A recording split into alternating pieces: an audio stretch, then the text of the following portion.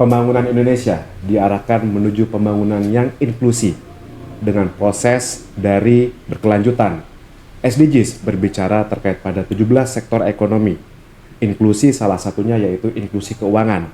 Telah hadir di hadapan kita Bapak Rahmat Fajar Basarda selaku Deputi Kepala Wilayah PT Bursa Efek Indonesia, Kantor Perwakilan Jawa Timur. Selamat datang Pak Fajar di podcast kami. Siap Pak Wahyu. Oke, ini Pak Rahmat Fajar Basarda, saya panggil Rahmat. Oke. Ya, jadi Pak Rahmat, kalau kita berbicara terkait pada tadi sudah di awal kita berbicara inklusi.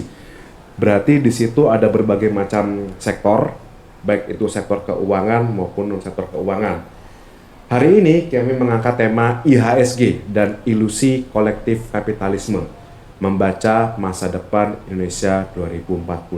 Seperti yang kita ketahui, 2045 cita-cita Prabowo Gibran besar, di mana pertumbuhan ekonomi sampai dengan 2026 ini kita mencapai 5,04%. Yang nantinya 2026 akhir ditargetkan 5 sampai dengan 7%. Di sini terkait pada IHSG dan ilusi kolektif kapitalisme mencoba melihat bagaimana Indonesia 2045 dari berbagai macam sektor, khususnya sektor-sektor keuangan, dan bagaimana pasar modal sebagai proses dari kapitalisme yang real. Nah, di sini saya ada data Pak Rahmat terkait pada Indonesia. Jumlah penduduk Indonesia diproyeksikan mencapai 288,3 juta jiwa, di mana hampir 56% penduduk itu terkonsentrasi di mereka usia Gen Z. Kita ketahui bersama bahwasanya Gen Z begitu adaptif, Gen Z begitu dinamis terkait pada informasi, teknologi, dan communicate. Mereka punya porsi yang cukup besar di situ. Percepatan digitalisasi, percepatan informasi, mereka punya kompetensi yang begitu besar. Salah satunya yaitu terkait pada bagaimana mereka mengaplikasikan financial planning atau perencanaan keuangannya melalui IDX. Nah, kalau saya lihat Bapak Fajar, Bapak Rahmat, di sini CV Bapak yang pertama memang bergerak di bidang IDX Pak ya. Di sini 2015 sampai dengan 2025 Senior Analitik Regional Development PT Bursa Efek Indonesia, dan saat ini sampai dengan 2026 sebagai Deputi Kepala Wilayah PT Bursa Efek Indonesia, Kantor Perwalian Jawa Timur. Kira-kira Bapak, kompetensi apa yang harus dimiliki saat ini generasi muda untuk jadi seperti Bapak Rahmat? Oke, terima kasih banyak Pak Setio ya untuk pertanyaan bagus. Jadi kalau misalkan untuk menjadi insan ya di pasar modal ya. Tapi kita kalau bicara pasar modal, kita tuh nggak hanya bicara untuk bursa atau IDX saja.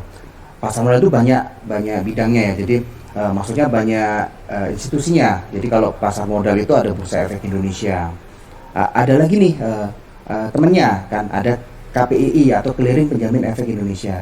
Satunya lagi ada KSII Kak. Jadi Konsorsium Setar Efek Indonesia. Nah, jadi kalau kita ngomong pasar modal itu nggak hanya bicara sebagai ini aja ya, Bursa Efek aja. Belum lagi kalau misalkan yang membawahi pasar modal itu ada Otoritas Jasa Keuangan ya, Pak Setio ya. Jadi Bursa Efek Indonesia, KPII dan KSI itu tuh disebut sama aja ya. Jadi kita tuh bertiga disebut SRO. Self Regulatory Organization. Jadi kita tuh punya legitimasi ya untuk bikin kebijakan terkait pasar modal yang ada di Indonesia. Nah, kalau kompetensi nih bagi teman-teman Gen Z atau mungkin teman-teman mahasiswa yang mau berkarir di pasar modal Indonesia, sebenarnya itu cukup bagus ya. Kenapa?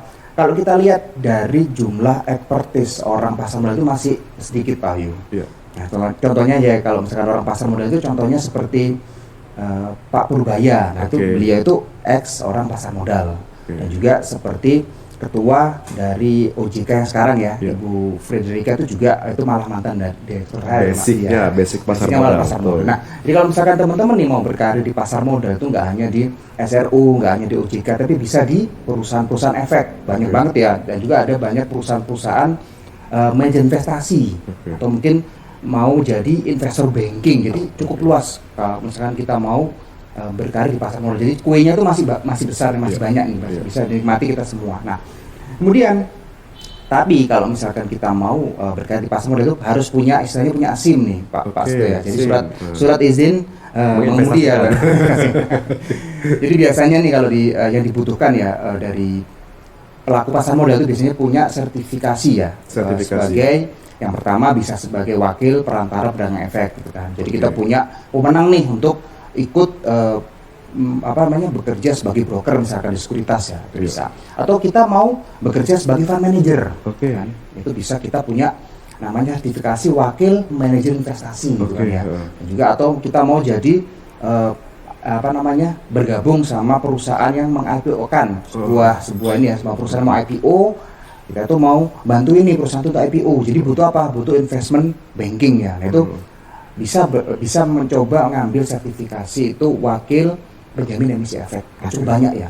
Jadi kalau misalkan teman-teman mau coba nih berkarir di pasar modal, selain teman-teman harus paham betul ya pasar modal itu seperti apa, dan juga paling nggak sudah punya sertifikasi, salah satunya di situ sih Pak Setio. Berarti tidak hanya orang ekonomi saja Pak ya, berarti tidak menutup kemungkinan di segmented keilmuan lain sebenarnya bisa ya masuk mereka di pasar modal atau financial planning ini Pak ya? Ya, benar sekali itu Pak Seto ya. Jadi malah kalau di perusahaan sekuritas ya itu yang bergabung itu bukan hanya dari fakultas ekonomi nih. Jadi ada dari misalkan dari BM-nya perusahaan sekuritas ini, dari teknik, dari hukum itu banyak ya. Jadi apa? Sebenarnya kalau ilmu investasi itu kan nggak hanya dibutuhkan sama anak-anak keuangan, anak-anak ekonomi, tapi semua disiplin ilmu itu Pak harus wajib punya ilmu terkait investasi nih Pak Seto. Karena apa? Bentuk financial planning ya. Benar. Jadi kalau mungkin kita sekarang ini kan pinter nih ekonomi, pinter terkait keuangan perbankan pinter ya, keuangan negara pinter. Tapi kalau kita nggak pinter sama perencanaan keuangan pribadi, investasi, itu malah kita yang bikin kaya di situ. Jadi kita punya planning, financial planningnya bagus, kita punya ilmu terkait investasi. Nah itu malah yang akan buat kita nanti insya Allah bisa kaya nih Pak. Oke. Nah ini menarik Pak. Di mana saya punya data juga Pak, OJK 2026 terkait pada indeks literasi keuangan. Memang dari tahun 2013 sampai dengan 2025 kita hampir naik di angka 49,68% di 2022. Dalam arti ini akan naik terus Pak ya sampai dengan 2026. Sehingga apa? Kalimat yang tadi di awal saya sampaikan, inklusi keuangan khususnya di Gen Z memang sekarang lagi booming. Kalau kita perhatikan akses ekonomi termasuk kapitalisme tadi, itu kalau dulu yang bisa mengakses kapitalisme adalah mereka yang sudah punya pekerjaan tetap, sudah punya pendapatan tetap, sudah berusia mature enough untuk keuangan dalam bentuk financial planning. Nah, di OJK datanya ini kalau kita analisis secara singkat, menarik ketika indeks inklusi keuangan terus mengalami peningkatan sampai dengan di tahun 2022, hampir 85,10%. Dalam arti apa Pak di sini? Yang menjadi pertanyaan saya adalah, apakah pasar modal itu tumbuh? Apakah pasar modal adalah wujud dari representatif sekarang sudah menyapa Gen Z? Satu. Yang kedua, kira-kira nanti terbatas nggak ini akses untuk terkait pada pasar modal atau financial planning? Harapannya adalah tidak ada eksklusivitas ekonomi, tidak ada eksklusivitas di dalam proses kapitalisme. Berarti semua bisa akses itu Pak ya? Benar Pak Setio.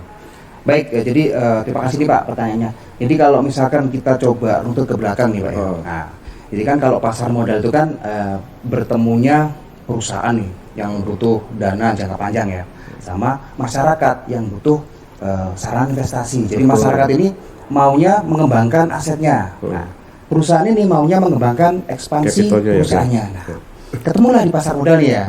Nah, justru kalau pasar modal ini tumbuh, artinya apa? Jadi kepemilikan dari perusahaan-perusahaan besar yang ada di Indonesia itu nggak hanya dimiliki oleh segelintir warga atau segelintir masyarakat saja nih Pak. Jadi kita itu sebagai, walaupun kita itu mahasiswa, kita itu bahkan sampai anak-anak SMA, kita itu misalkan yang mohon maaf tukang beca, atau mungkin kita itu guru ASN itu juga bisa punya perusahaan-perusahaan besar yang ada di Indonesia. Nah, jadi kalau kita bicara kesetaraan, sebenarnya kalau kita itu menjadi pelaku pasar modal itu justru itu membantu. Jadi ada penyebaran kepemilikan kepada seluruh lapisan masyarakat. Iya. Jadi perusahaan-perusahaan besar ini nggak hanya dimiliki oleh konglomerasi saja. Oke. Berarti hanya tidak dimiliki segelintir Ya, dividen ya. benar, Oke. benar. Oke. Nah, tapi gini Pak, kalau di pasar modal kita ya, jadi kan kita itu kan cukup besar ya, pasar modalnya besar, dimiliki hanya sebagian orang. Kenapa? Ya itu tadi, kalau kita kita kaitkan dengan literasi ya, indeks literasi ya, edukasi masyarakat. Memang kalau kita lihat nih dari survei yang dilakukan OJK juga ya, Pak Seto ya. Jadi kalau kita lihat memang yang paling gede itu porsinya 64% itu indeks literasinya itu di sektor perbankan nih. Betul. Jadi kalau kita bilang ya, kalau di perbankan itu masyarakat tuh sudah paham banget sama perbankan. Betul. Nah, itu apa? Ya mungkin karena zaman dulu ya, sejak zaman dulu itu kita sudah diajari menabung ya Pak Seto ya. Sampai kalau zaman saya itu ada lagunya tuh ya, Bang Bing Bung yuk kita nabung. Nah, itu sejak kecil kita sudah diberikan financial planning. Benar. Nah, tapi untuk investasi, apakah kita dulu pernah diajarkan gitu kan? Ya, itu kan kayaknya kita dulu investasi tuh nggak tahu apa itu investasi. Nah, ya itu akhirnya dampaknya apa? Sekarang indeks literasi terkait capital market, gitu kan? Capital market itu kan hubungannya erat sama investasi nih Pak Seto ya. Kalau kita misalnya kita ngomong pasar modal, pasti kita ngomong investasi, jangka panjang, jangka pendek, saham, obligasi, reksadana, nah itu ada di capital market. Nah, mohon maaf nih kalau misalnya kita ngomong beberapa ini ya sektor keuangan ya, misalnya perbankan, dana pensiun, asuransi, fintech. Nah, yang paling erat kaitannya sama investasi, capital market. Gitu kan. Ini kalau kita lihat data dari perbankan tadi bener Pak ya, di angka 74 sampai dengan 80%. Untuk pasar modal itu hanya 5,19%. Kan gitu kan? 5,19% ini yang fintech 2,56%. Yang menjadi pertanyaannya tadi terkait pada elite driven tadi, kira-kira momentum saat ini IHSG kemarin fluktuatifnya, turunnya, Benar. volatilitasnya juga Lumayan tinggi ya. lumayan tinggi ya. Hari ini kita di poin 7.000 sampai dengan kemarin 2025 sempat naik di angka 8.000 tapi turun lagi di poin 7.000. Dalam arti apa? Untuk tadi terkait pada inklusi, terus literasi keuangan, kalau mereka yang newbie, kalau masuk sekarang kira-kira gimana Pak? Oke nggak nih? Nah, kondisi seperti ini. Nah, jadi kalau misalkan kita sebagai ini ya calon investor nih, Ya, misalkan kita mau belajar investasi. Nah, kalau misalkan masih mau mulai nih Pak Seto ya. Jadi kalau bisa itu di pasar modal itu harus tahu ya. Jadi harus tahu ilmu terkait transaksi saham itu seperti apa gitu kan. Nah, tapi baiknya kalau kita sebagai investor pemula tetap harus upgrade informasi. Nah, kalau instrumen yang disarankan kita kalau di pasar modal itu bagi investor pemula kita bisa coba masuknya lewat reksadana nih Pak Seto. Kenapa reksadana itu kan dikelolain sama manajer investasi ya. Jadi kita nggak perlu ribet-ribet ngelola nih. Kemudian harganya murah nih. Nah, kenapa Pak? Kalau kita lihat nih sekarang ya Pak Seto ya. Jadi sudah ada pergeseran Pak Seto. Jadi mulai kita itu kan dulunya kan sebagai saving society. Sudah mulai geser nih menjadi investing society. Bahkan hal tersebut diamini sama sektor perbankan. Sekarang mungkin kita tahu ya produk-produk perbankan aplikasinya ya seperti contohnya ini Livin, Wonder itu semua sudah pada jualan produk reksadana. Masuk pasar modal ya. Jual reksadana bahkan sampai diarahkan untuk beli saham karena itu sudah mulai ada pergeseran nih sebagai investment society. Nah, jadi kalau misalnya kita sebagai investor pemula sebenarnya sekarang itu saatnya pas Pak Seto ya. Jadi kalau misalkan mungkin zaman saya dulu itu nggak paham itu apa itu saham pasar modal ya. Belum lagi susah nih aksesnya zaman dulu. Zaman dulu kan kita beli saham itu ya kita dapat istilahnya itu warkat sahamnya ya, hard copy-nya ya. Sama kayak kita beli tanah kan kita dapat sertifikat ya. Kalau kita beli saham kita dapat warkat saham. Nah, tapi karena sudah zaman dulu kan ribet ya Pak ya. Kalau misalkan dulu syarat beli saham itu minimal 1 lot kan sama dengan sekarang. Tapi zaman dulu 1 lot itu sama dengan 500 lembar nih kan ya. Nah, kalau sekarang kan 1 lot sama dengan 100 lembar ya. Jadi perhitungan pengaliannya lebih murah nih. Kalau misalkan harga sahamnya per lembarnya 1.000 ya dikali 100 dapat 1 lot ya. Kalau dulu ya 1.000 harga sahamnya per lembar dikali 500 gitu kan. Jadi cukup berat ya dari sisi signifikan lah perbedaannya. Nah, Kemudian kalau zaman dulu jual beli saham itu kita harus bawa warkat sahamnya. Warka saham. Bayangin aja kita punya satu lot ya 500 lembar nih setumpuk ini ya Pak Wahyu ya. Kemudian kita misalkan nih kita itu punya 10.000 lot nih. Iya. Gimana? Kita mau jual saham itu bawa pickup. Iya kan? Bawa tosa Karena gitu kan. harus bawa Iya kan gitu. harus bawa Fisiknya, warkatnya, oke, fisiknya. Nah, makanya itu zaman dulu itu orang tua kita mungkin ya itu mau investasi saham itu mahal, ribet, belum lagi nanti warkat sahamnya itu akan ada contohnya kayak ada pemalsuan, itu juga ada. Jadi belum lagi sekuritas nanti akan ngecekin salah satu ini asli atau palsu, nah ribet banget ya. Tapi sekarang Pak Setio, waduh sekarang kita tiduran aja sudah bisa punya saham gitu kan. Tiduran aja kita di rumah, Sambil kita di mana ngecek. sudah bisa beli reksadana. Portable juga ya. Ya, apalagi sekarang kan tadi kan inline ya sama yang disampaikan bahwa Gen Z itu nggak mau yang ribet. Ya, Bener itu. betul. Jadi makanya sekarang kenapa itu diambil sama ini ya sama konsepnya diambil sama sektor perbankan. Jadi dia tuh sekalian kita jual tabungan, deposito kita juga jual aja pasar modal gitu kan. Nah, bener kan? Jadi pertumbuhan dari SID atau mungkin pertumbuhan dari investor kita itu juga dibantu juga dari melalui sektor perbankan. Karena aplikasi mereka juga selain jualan ini ya jual dari sektor keuangan, tabungan, deposito juga mereka bisa mengakses pasar modal.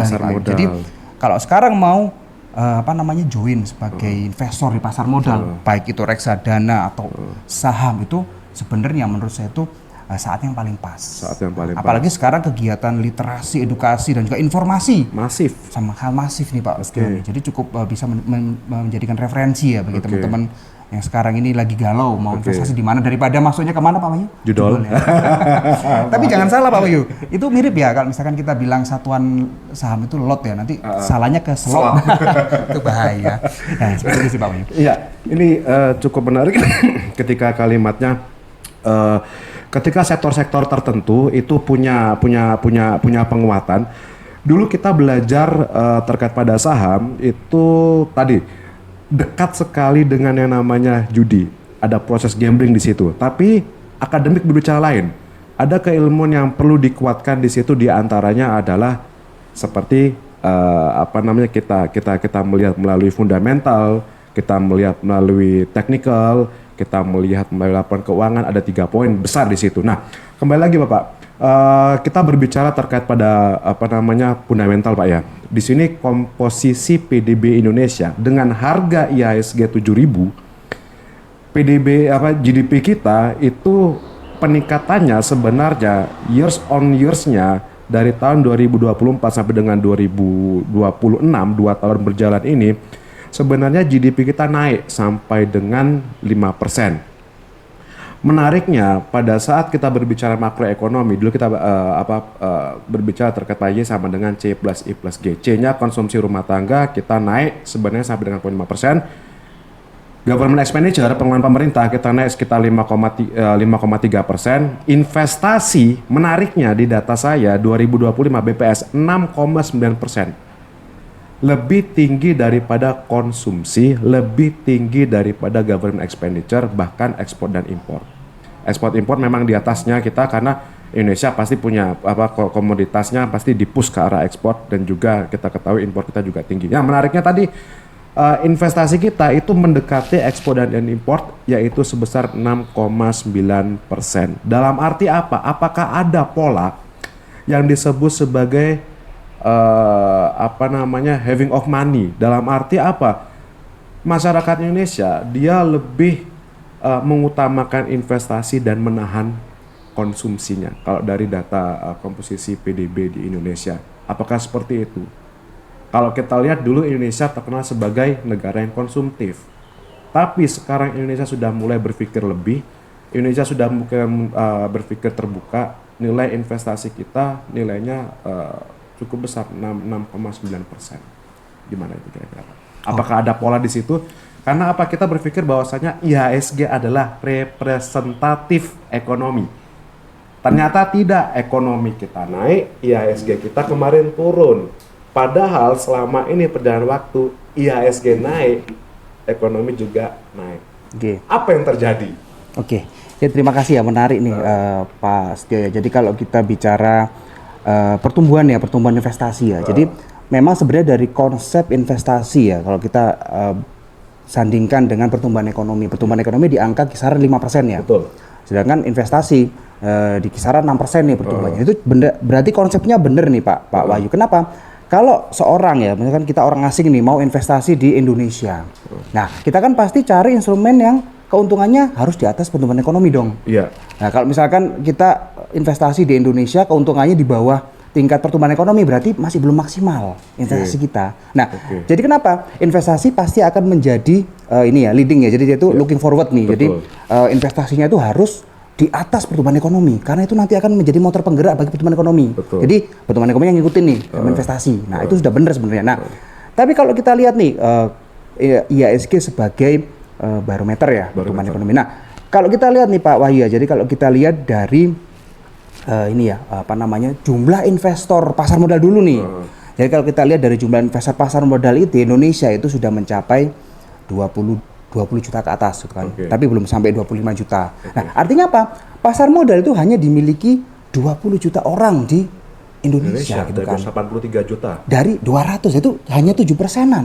Jadi apa? Ya kalau kita bilang pasar modal itu mencerminkan pertumbuhan secara menyeluruh itu ya masih belum ya. Jadi masih berpengaruh sama 7% dari investor yang ada di Indonesia itu kan ya, Pak Wahyu. Nah, kemudian kalau kita bandingkan lagi nih dengan kondisi pasar modal di negara maju.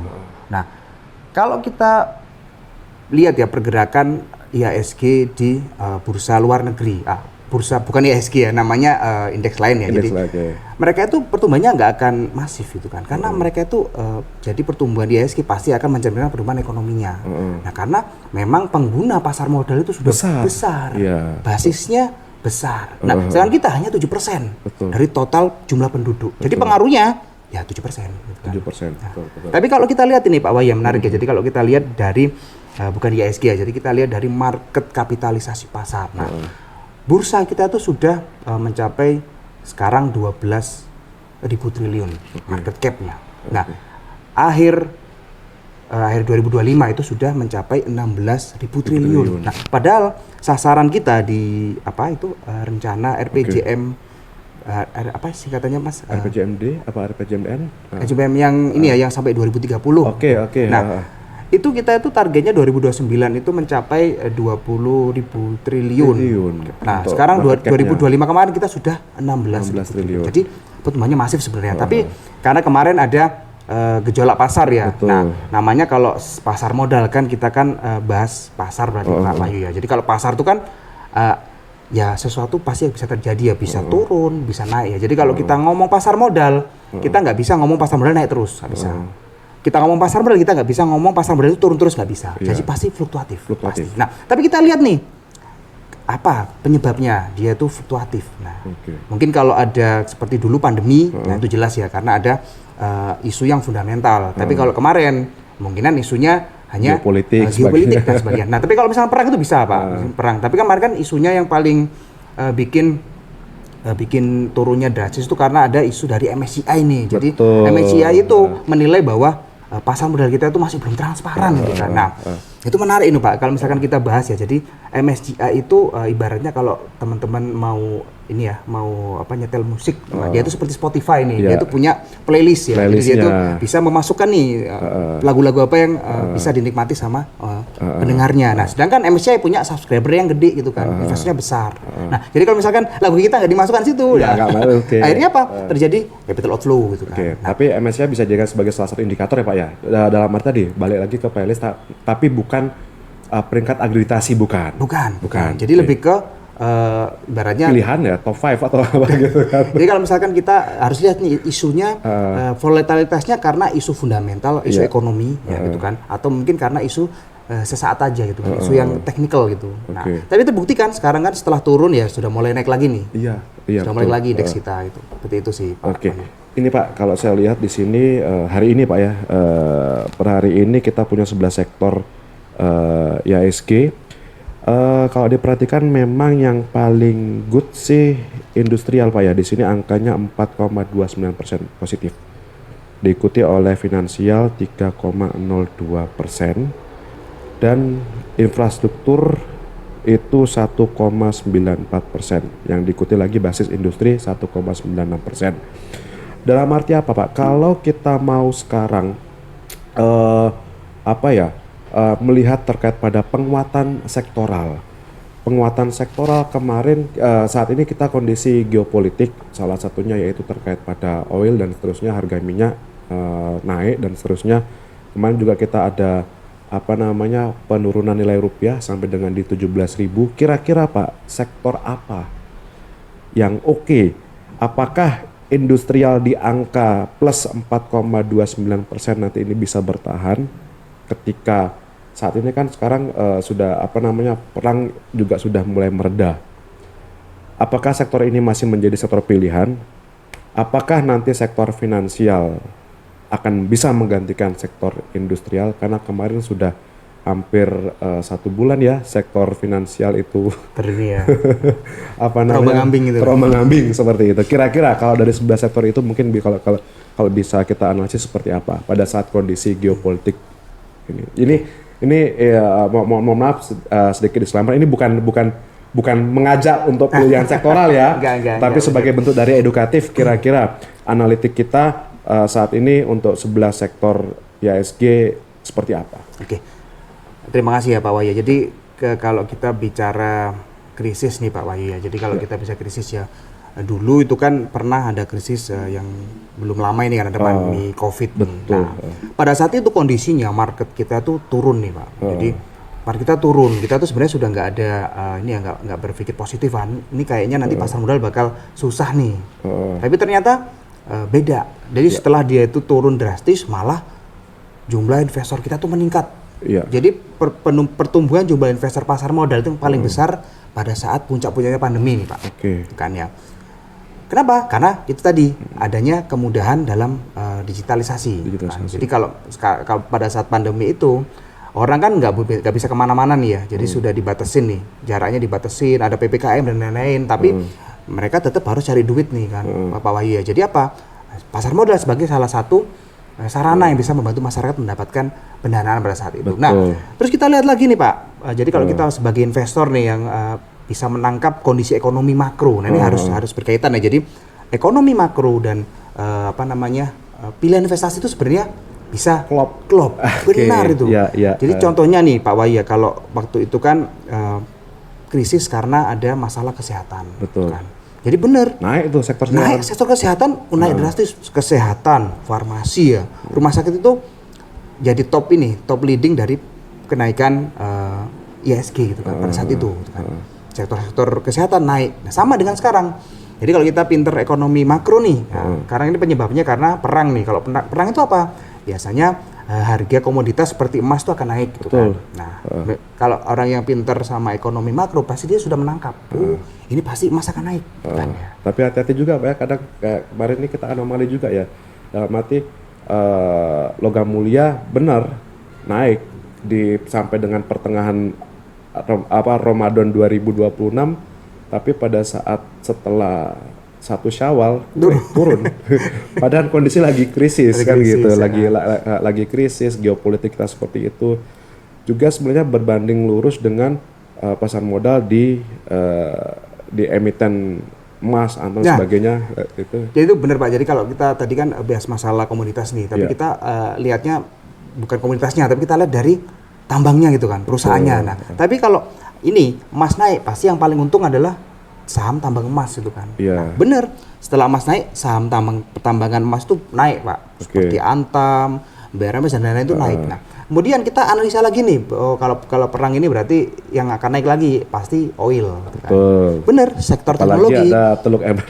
Nah, apalagi dibatasi nih, nggak bisa jalan nih kapal-kapal tanker ya. Nah itu bener, akhirnya saham-saham di sektor energi itu naik Pak. Nah, tapi kalau kita mau bilang ya tadi sempat disinggung saham-saham di sektor perbankan. Nah, itu kita tinggal tunggu waktunya. Tinggal tunggu waktu. Perbankan pasti akan naik, tapi tinggal tunggu waktu nih. Jadi kalau misalkan teman-teman mau koleksi itu sebenarnya saat yang momen yang pas ini mau koleksi saham-saham di perbankan ya. Momen belinya di situ. Momennya lagi pas nih kalau misalkan mau masuk di sektor perbankan gitu sih Pak. Properti gimana Pak?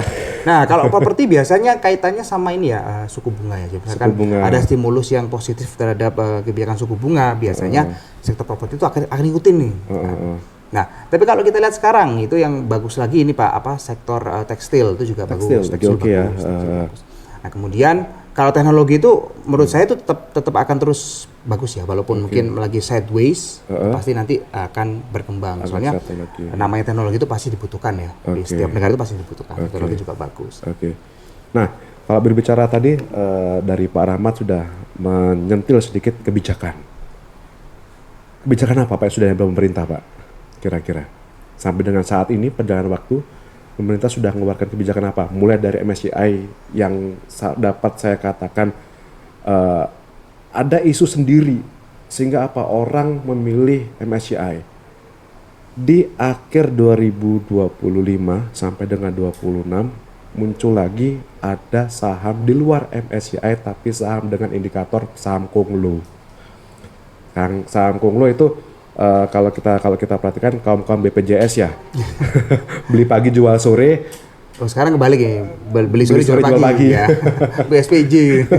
Nah ini kalau kita melihat atas chaos yang sudah terjadi MSCI, saham Konglo dan seterusnya, kira-kira kebijakan apa yang sudah dikeluarkan? Oke, terima kasih ya Pak Sey. Jadi kalau misalkan kita lihat dampak dari MSCI nih, nah dampak dari MSCI itu sebenarnya mereka tuh minta data yang berbeda dengan tema penyajian data yang sudah diakui sama regulator di Indonesia. Nah, sebenarnya kalau misalkan Bursa Efek itu mau menyampaikan data yang diminta sama MSCI ya, nah itu sebenarnya bisa aja, tapi kan itu kan nggak sesuai dengan peraturan ya yang sudah ditetapkan sama OJK ya. Jadi kita itu nggak bisa tiba-tiba data minta konsepnya seperti ini datanya, data investor kan yang diminta MSCI kan.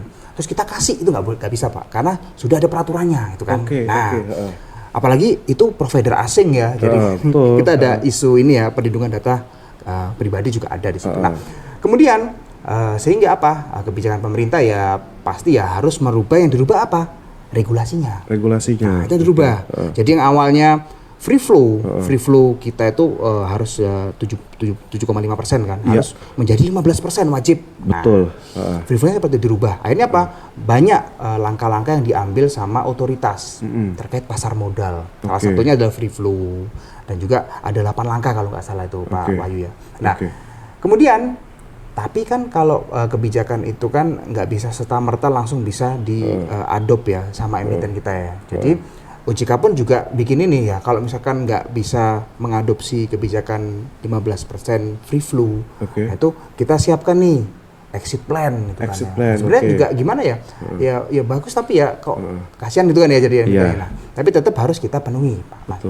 Nah, kalau kebijakan pemerintah secara langsung kepada kepada pasar modal kita, pemerintah nggak bisa melakukan intervensi langsung karena kita ini pasar gitu kan. Jadi beda ya sama perbankan ya, harus tingkat suku bunga harus sekian. Ya, melalui moneternya. Nah, moneter. Itu kan nggak ada kan kebijakan moneter, kebijakan fiskal, nggak ada kebijakan pasar modal, nggak bisa. Karena kita pasar harus independen. Nah, kemudian salah satunya ya adalah seperti contohnya nih, pemerintah membantu pasar modal melalui contohnya dana dari Danantara bisa masuk ke saham-saham yang ada di LQ45 itu bisa menjadi salah satu pembantu nih Pak. Termasuk transparansi kepemilikan saham 1%. Benar. Jadi tapi itu lagi dikaji lagi dibuat seperti apa nanti konsepnya. Tapi kalau data itu sebenarnya ada. Tapi kan kita kan nggak bisa langsung publish, nggak boleh itu kan karena ada regulasinya di situ. Oke. Nah, sehingga kalau tadi berbicara 6 langkah terkait pada pasar modal, diantaranya kepemilikan, selanjutnya kiblat MSCI, selanjutnya harapannya tadi ya pasar tidak selalu terdestruksi atas saham-saham Konglo dan seterusnya. Nah, sampai dengan nanti 2026 pertengahan kuartal 3 harapannya perhitungan tadi itu menjadi salah satu bentuk transisi menjadi pasar modal yang sehat. Nah, kira-kira Bapak kalau berbicara tadi sudah berbicara terkait pada market cap dan seterusnya, untuk idealnya Indonesia itu bisa nggak kira-kira pasar itu dibuat sedemikian rupa sehingga asing itu tetap begitu masuk seperti itu, karena kan harapannya kapital tetap walaupun jawabannya nanti tidak bisa kan gitu kan. Tapi kan harapannya kapital harapnya muter dalam negeri aja kan Pak, seperti itu gimana kira-kira? Oke, terima kasih Pak Aste ya. Jadi kalau kita bicara ini ya asing itu ya mungkin secara kepemilikan nanti misalkan perusahaan di Indonesia itu mencetak laba ya, mencetak dividen. Nah itu kan pasti akan dibagi sama pemilik perusahaan. Pemilik perusahaan itu adalah pemegang saham. Sedangkan porsi dari kepemilikan saham-saham di Indonesia itu 43% itu asing, sisanya domestik. Tapi domestik lebih banyak daripada asing ya, tapi tetap porsi asing 43% Pak, jadi cukup besar ya. Nah, tapi kalau kita bicara dana asing itu sebenarnya juga ini ya, capital inflow juga penting ya bagi pertumbuhan kita, karena kan kita nggak akan bisa membiayai semua kebutuhan pertumbuhan yang ada di Indonesia. Jadi kita juga butuh nih dari luar dan salah satunya dari asing tadi. Nah, tinggal dari pasar kita ini meyakinkan bahwa pasar yang ada di bursa efek atau di Indonesia ini itu pasar yang bagus gitu kan. Jadi nggak banyak seperti tipu-tipu gitu misalkan gitu kan ya. Nah, ada pertanyaan saya terkait pada transparansi penetapan harga karena ARA dan seterusnya kalau kita perhatikan ini kan ada sedikit apa ya entah itu manipulatif atau tidak, sehingga gimana sih upaya pemerintah termasuk juga sindiran bagi kita bersama gimana caranya untuk mengurangi resiko manipulatif harga di pasar. Agar tadi ketika tiba-tiba naik kita lihat ternyata yang beli asing, kita sebagai user di situ seperti apa untuk menanggapi hal tersebut, karena banyak sekali shock di situ. Kira-kira hari ini saham banyak yang beli, saham banyak yang jual. Oh ternyata itu adalah bentuk dari manipulatif harga. Seperti apa? Mungkin kalau bentuk perlindungan konsumen ya Pak Wahyu. Jadi kalau kita ngomong perlindungan konsumen, sebenarnya yang paling utama itu adalah dari investornya itu kan. Dari investornya itu nggak boleh FOMO gitu kan. Ikut-ikutan gitu kan. Jadi cocok mologi gitu kan. Wah ini cocok dengan saya, ini saya mau beli. Nggak boleh kan. Apalagi dia itu sukanya follow sama influencer misalkan ya nggak apa-apa sih, tapi kan kita harus pastikan bahwa influencer tersebut itu punya kompetensi kan, itu dulu ya. Nah yang kedua, kalau dari pasar modal itu sudah ada perlindungannya. Nah jadi kalau misalkan ada pergerakan harga saham yang nggak wajar itu pasti akan diindikasikan sebagai UMA, unusual market activity. Pasti akan situ. Nah investor bisa lihat nih, wah ini sama bursa ini masuk ke kategori UMA. Nah ini berarti ada pergerakan harga yang nggak wajar. Nanti kalau itu berlanjut, ya ada anomali. Nah, sebenarnya investornya sudah diperingatkan, sudah banyak sinyalnya dari Bursa Efek Indonesia. Tapi keputusan untuk membeli itu kembali lagi ke user, investor. Gitu. Nah, kemudian terkait dengan auto reject ya. Jadi kalau misalkan kita ada ini, kalau di Bursa Efek Indonesia, saya nggak tahu di bursa luarnya, katanya nggak ada ya. Jadi kalau di Bursa Indonesia itu kalau teman-teman mau beli saham itu dalam satu hari kenaikannya itu nggak akan lebih dari 35% itu kan. Betul, itu seharusnya. Tergantung fraksi harganya. Nah, kalau misalnya kita nggak batasi Pak Astio, nanti itu bisa naik terus. Nah, di situ malah muncul manipulasi gitu kan. Karena nggak ada batasannya, itu bahaya. Akhirnya kalau misalkan nggak ada batasannya, terjadi apa? Panic buying. Ikut-ikutan, itu bahaya. Biasanya kalau naiknya terlalu tinggi, pasti turunnya juga terlalu tinggi.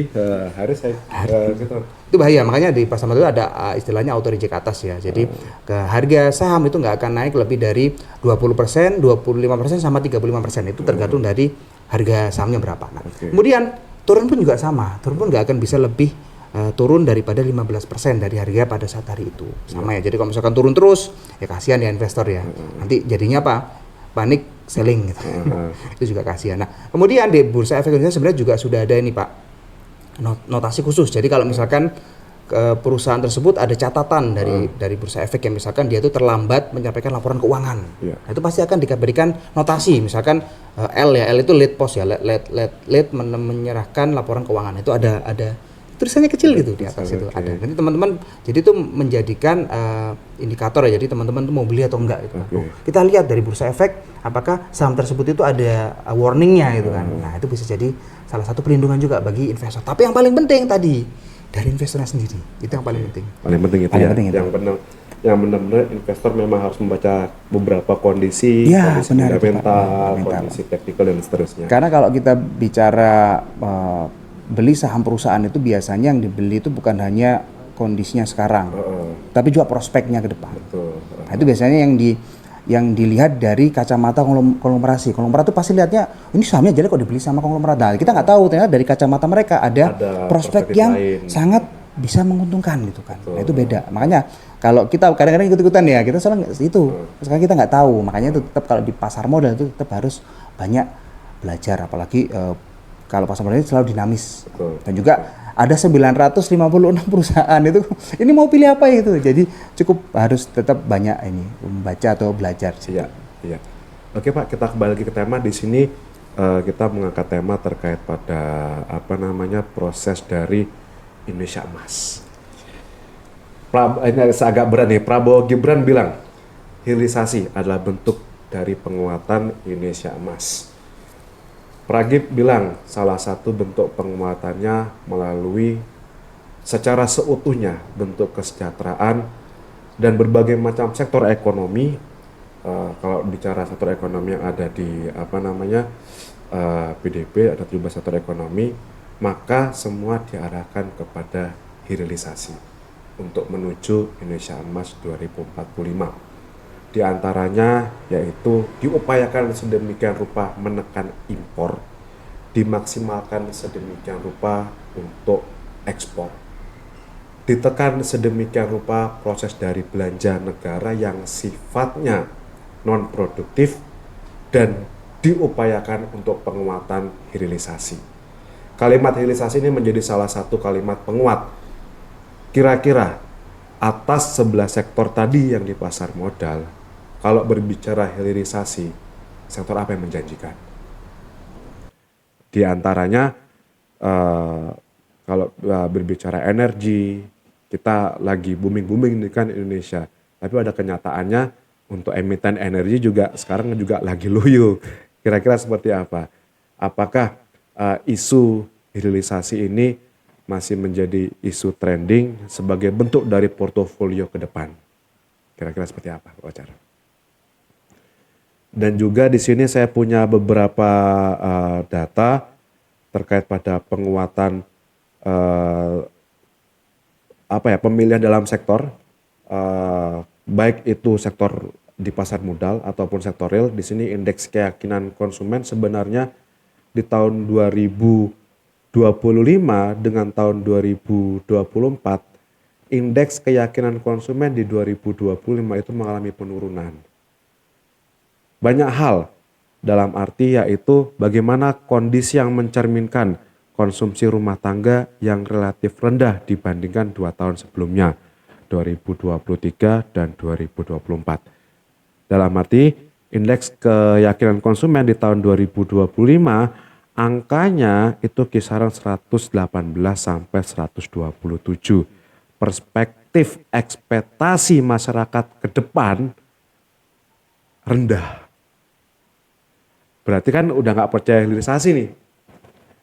Nah, kira-kira kalau dikonekkan dengan pemilihan sektor yang ada di IHSG, kira-kira seperti apa? Oke, terima kasih Pak Seto ya. Jadi kalau kita bicara kebijakan hilirisasi itu sebenarnya sesuatu yang bagus ya. Jadi kalau misalkan sekarang itu sebenarnya kita sudah pernah sudah mulai ya, seperti biji nikel itu nggak boleh di mentah itu kan langsung diekspor, harus jadi dirupakan, saya lupa namanya itu ada. Jadi nggak bisa mentah langsung diekspor. Betul, Harus nggak boleh raw minimal material, nggak boleh raw material, harus minimal itu setengah jadi ya. Ada value added di situ. Ya, itu sebenarnya cukup bagus ya bagi ekonomi ya. Jadi kaitannya apa? Sama pertumbuhan ekonomi, kemudian sama keuntungan dari perusahaan juga nih, Pak. Jadi kalau misalkan dia semakin menjualnya value added-nya tinggi kan pasti keuntungannya lebih besar ya daripada kita cuma jual harga yang mentah aja gitu kan. Sama kayak kita jual kelapa itu kalau sudah diolah itu kan lebih mahal ya daripada kita hanya jual kelapa mentah aja kan ya. Nah, sama dengan sebenarnya konsepnya sama dengan yang ada di kita alami ini ya. Jadi hilirisasi itu memang bagus, tapi ya itu harus harus ada investasi yang besar di situ kan. Jadi kan misalkan nih, misalkan dari sektor industri kan pasti sekarang sudah harus ada smelter ya misalkan. Itu salah satu contoh. Nah, tapi untuk pendapatan value added-nya juga bagus, Pak. Jadi semakin kita rajin hilirisasi, pasti semakin ada pabrik-pabrik baru gitu kan, untuk mendukung hilirisasi yang ada di sektor industri di Indonesia. Nah, itu juga sebenarnya kaitannya bukan langsung sama indeks harga ya, tapi lebih kaitannya sama pertumbuhan dari perusahaan-perusahaan. Nah, yang paling ini ya, yang paling masuk akal ya bagi hilirisasi itu ya di sektor pertambangan sih, karena memang dia kan awalnya kan ekspornya kan barang mentah ya, jadi barang mentah dari alam langsung ditarik langsung dikasih selling ke luar negeri, dari luar negeri diberi lagi ke kita sama barang jadi. Nah itu yang kendalanya di situ, makanya sebenarnya sudah bagus ya, tapi ya itu tadi untuk prosesnya mungkin nggak bisa smooth karena mungkin harus menyediakan banyak infrastruktur di situ, Pak. Nah itu juga butuh modal ya, jadi nah itu juga sebenarnya bisa jadi ini ya, jadi momentum juga nih. Jadi pasti sektor-sektor industri dan pasar tambang itu pasti akan tumbuh jika proses hilirisasi ini bagus gitu Pak Setio gitu. Oke. Dari sini bisa kita tarik kesimpulan bahwasanya kita kembalikan lagi kepada proses dari bagaimana pasar modal itu dapat berkembang sebagai salah satu bentuk penguatan yang sifatnya masif. Dalam hal ini dimulai dari bagaimana kita memilih emiten sampai dengan bagaimana pasar modal itu mulai menjamah di era Gen Z, khususnya penyumbang 60% dari total penduduk yang ada di Indonesia. Nah, salah satu penguatannya kembali yaitu IHSG adalah bukan salah satu bentuk acuan, tetapi IHSG adalah market yang memang disajikan kepada para calon investor, khususnya investor muda. Tinggal bagaimana cara memilah dan memilih, balik lagi keuntungan yang besar, resiko pasti mengikutinya, seperti itu. Nah, closing statement Pak Fajar terkait pada tema kita hari ini, IHSG sebagai bentuk dari kapitalisasi modal dan juga bagaimana Gen Z di dalam perolehan kapital yang sifatnya masif tadi untuk menuju Indonesia Emas 2045. Kami minta closing statementnya Pak. Oke, terima kasih Pak Setio. Jadi kalau kita bicara IHSG saat ini di Indonesia itu adalah sebagai barometer kesehatan modal. Betul. Jadi masih belum menjadi barometer kesejahteraan sosial. Karena apa?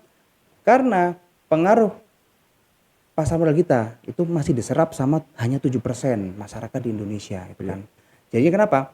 Kalau kita bilang yang paling ideal itu ya, kalau misalkan idealnya ya kita harus minimal ya hampir 20% lah masyarakat kita itu sudah paham sama bahkan berinvestasi di pasar modal itu. Jadi nanti bisa menjadi ini mirroring dari pertumbuhan ekonomi secara real ya, karena memang sudah diaplikasikan kepada 20% masyarakat kita. Tapi sekarang masih belum, karena sekarang masih diaplikasikan hanya kepada 7% dari masyarakat Indonesia. Nah itu masih belum dibagi sama asing nih Pak. Betul. Nah, asing juga porsinya 43% di situ. Jadi masih sebenarnya masih banyak ini pertumbuhan yang harus diserap sama masyarakat kita. Nah kalau untuk Gen Z ya Pak, ini kayak Gen Z ini kan sekarang kan banyak keuntungan ya. Sekarang sudah banyak kemudahan kalau kita mau investasi di pasar modal ya. Dan juga sekarang sudah banyak ulasan-ulasan itu kan, baik itu di media sosial atau mungkin di kampus juga sudah banyak sekarang ulasan terkait pasar modal. Jadi kita tinggal ini aja sih Pak, sebenarnya tinggal mau atau enggak itu kan ya, untuk bergabung di pasar modal Indonesia. Tapi ya kalau saya boleh ini memberikan pendapat ya, tapi tetap ya prinsip investasi itu diterapkan. Jadi kalau kita mau investasi nih Pak Setio ya, jadi yang paling penting yang pertama adalah kita paham produknya itu apa. Kemudian kita paham profil risiko. Kita ini orangnya yang agresif atau kita ini orangnya yang konservatif gitu kan. Nah, itu kita harus paham dulu. Jangan sampai kita ini orangnya konservatif, kita maksa beli produk-produk yang agresif ya. Nanti fluktuatif jantungan. Bingung. Jantungan jadi. Nah, dan yang kedua itu nggak boleh FOMO itu tadi ya. Tetap harus belajar, nggak boleh panikan itu. Kalau di pasar modal itu terutama saham nih, biasanya investor pemula kalau ngelihat saham naik itu mereka tuh bingung mau beli gitu kan. Naik bingung mau beli sampai naik di pucuk akhirnya beli. Pas beli. Nah, turun bingung lagi nih mau jual gitu kan. Turun sampai akhirnya harga di bawah dia jual, akhirnya rugi ya. Itu marah-marah itu. Marah-marahnya ke ke regulator gitu seperti itu. Nah, yang benar ya harus tetap punya trading plan, Pak. Betul. Jadi kita tuh mau jadi investor jangka panjang atau kita mau jadi investor jangka pendek. Nah, itu kita harus tentukan dulu. Nah, yang paling utama kita investasi itu yang pertama harus ada uangnya dulu kan ya. Iya. Jadi kalau mau investasi nggak ada duitnya nih susah ya. Jadi yang benar tadi ya, jadi kita kembali lagi kepada financial planning. Betul. Itu kan Oke. misalkan nih, terus gimana Kak Rahmat misalkan mau bikin financial planning yang bagus. Nah, yang pertama kita lakukan adalah kita harus melakukan alokasi pemasukan iya. keuangan, pemasukan dan pengeluaran nih, itu yang pertama kali kita lakukan ya. Jadi porsi kebutuhan 40%, porsi misalkan cicilan 30% maksimal, dan juga Konsumsi untuk masa berapa, depan investasi berapa ya. kita harus sisihkan ya Pak. Jadi untuk investasi itu disisihkan, bukan disisakan ya. Dan- Jadi kalau disisakan itu nggak sisa. Nah, harus punya uang dulu nih kalau investasi, dan juga harus fundamental kita sudah bagus dulu ya secara keuangan, baru kita siapin investasi, baru kita harus investasi. Jangan sampai kita tuh nol kita masa investasi, itu malah wah, oke. malah berapi. Sedot uangnya. Apalagi kita investasinya pakai dana hutang. Nah itu Wah, big no itu Pak, oke, itu big no oke, itu oke. nggak boleh. Kita investasi pakai dana hutang itu nggak boleh, sangat nggak boleh. Pinjam temen atau mungkin pakai uang buat bayar SPP. Nah, itu nggak boleh ya teman-teman. Jadi memang harus kita sisihkan dulu di awal. Kita punya duit baru kita Berinvestasi. Jangan sampai mengganggu uang untuk Keuangan. kebutuhan, uang untuk lainnya itu jangan sampai itu sih. Oke, siap. Thank you sekali Pak Rahmat sudah hadir di podcast kami. Dapat kami simpulkan bahwasanya salah satu bentuk penguatan dari sisi informatif terkait pada kapitalisme, salah satu produknya adalah pasar modal. Di prodi kami, ekonomi pembangunan, kita sudah akan belajar terkait pada penguatan nilai-nilai financial planning, yang nantinya mengarah kepada bagaimana mencoba menginvestasikan dan berpikir secara jernih atas upaya dan daya untuk menginvestasikan menuju Indonesia Emas 2045. Penguatannya tidak hanya sebatas bagaimana penyediaan investasi, tetapi penguatan secara masif, penguatan secara inklusif, dan juga penguatan secara berkelanjutan. Itulah wujud Indonesia Emas 2045. Kami mohon pamit, Pak Rahmat, terima kasih banyak atas partisipasinya. Semoga ini salah satu bentuk dari edukatif, bukan pilihan. Jadi konten ini tidak mengarah kepada harus memilih di emiten apa, tetapi mencoba mengedukatif pentingnya literasi. Terima kasih banyak Pak Rahmat atas kehadirannya. Salam buat teman-teman di IDX. Kami ucapkan selamat datang, dan semoga ini tidak menjadi yang terakhir, tapi menjadi yang Awal Pak ya. awal. Jadi awal. Oke. Thank you Pak Fajar. Terima kasih banyak Pak. Sampai jumpa lagi.